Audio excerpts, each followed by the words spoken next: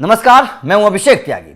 IPL 2025 की सुगबुगाहट अब शुरू हो गई है। टीमों में क्या क्या बदलाव होंगे ये भी अब जानकारियां आने लगी हैं। कई टीमें बड़े बड़े बदलाव कर भी चुकी हैं, जैसे लखनऊ की बात कर लीजिए, केकेआर की बात कर लीजिए, मुंबई की चर्चा लगातार चल रही है। उसके बाद में गुजरात टीम की बात लगातार चल रही है कि गुजरात टीम का मालिकाना हक जा सकता है। कई तरीके की खबरें जो है आईपीएल 2025 से पहले आने लगी हैं। अब क्योंकि मेगा ऑक्शन होना है, अब मेगा ऑक्शन होना है तो एक बहुत बड़ी मीटिंग होने वाली है। बीसीसीआई और आईपीएल की टीमों के मालिकों के साथ एक मीटिंग होने वाली है। उस मीटिंग में बहुत बड़ा एक फैसला होने वाला है। उस फैसले को लेकर आधी टीमें इधर हैं, आधी टीमें इधर हैं। बीसीसीआई चाहती है कि सारी टीमें एक लाइन पर आ जाएं, एक पक्ष में आ जाएं, ताकि फैसला आसानी से सुनाया जा सके। क्योंकि आईपीएल 2025 से पहले हर टीम की अपनी एक ख्वाहिश है, उसको लेकर लगातार बवाल मचा हुआ है और यह शर्त अब बीसीसीआई मानने को मजबूर भी हो गई है। इसीलिए बीसीसीआई ने सभी टीमों को बुलाया है और बहुत जल्द एक बहुत बड़ी बैठक आईपीएल की टीमों के साथ होने वाली है। अब वो शर्त क्या है ये समझ लीजिएगा, और बीसीसीआई क्या चाहती है ये भी समझना जरूरी है। दरअसल अभी तक आपको पता है कि आईपीएल की जो टीमें हैं, जब मेगा ऑक्शन होता है तो 4 ही खिलाड़ियों को रिटेन कर सकते हैं, केवल 4 खिलाड़ी रिटेन हो सकते हैं, उसके अलावा सारे खिलाड़ी छोड़ने होते हैं।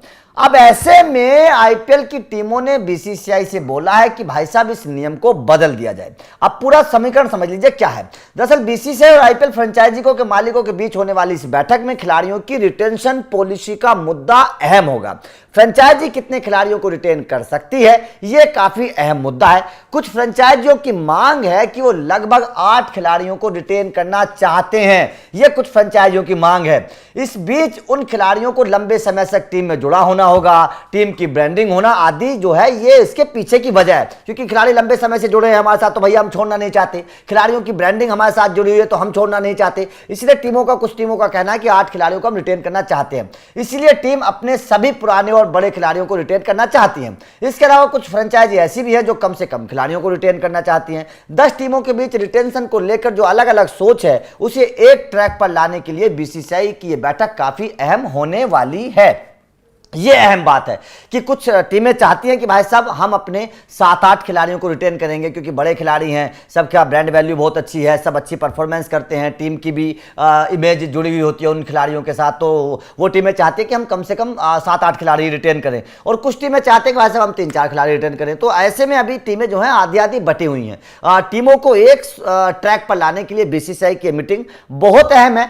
वैसे ये माना जा रहा है कि शायद 4 से ज्यादा खिलाड़ी को परमिशन बीसीसीआई ना दे, क्योंकि अगर 7-8 खिलाड़ियों की परमिशन दे दी गई तो फिर ऑक्शन में उतना मजा नहीं आएगा, ऑक्शन को लोग उतना देखेंगे नहीं, ऑक्शन में उतना ज्यादा पैसा खर्च नहीं होगा, ऑक्शन में खिलाड़ियों की किस्मत नहीं उतनी बदलेगी जितना अब होता है। क्योंकि अगर खिलाड़ी अब ऑक्शन में जाएंगे, जैसे आईपीएल 2022 को ले लीजिए, खिलाड़ी ऑक्शन में गए तो जाहिर तौर पर कई सारे खिलाड़ियों पर हैरत अंगेज तरीके से बोली लगी, कई सारे खिलाड़ी अलग अलग टीमों में गए, उसका फिर असर भी देखने को मिला। तो ये हो सकता है कि शायद ना हो, बीसीसीआई जो है वो टीमों की जो ख्वाहिश है 8 खिलाड़ियों को रिटेन करने की वो शायद ना माने। लेकिन आपका इस खबर पर क्या कहना है? क्या आपको लगता है कि 8 खिलाड़ियों की रिटेन की परमिशन देनी चाहिए? क्या आपको लगता है कि ये सही है? कमेंट करके अपनी राय जरूर दीजिएगा। वीडियो अच्छी लगी हो तो लाइक और शेयर जरूर करिएगा, चैनल को सब्सक्राइब करिएगा क्योंकि अपडेट मिलते रहेंगे। Thank you very much.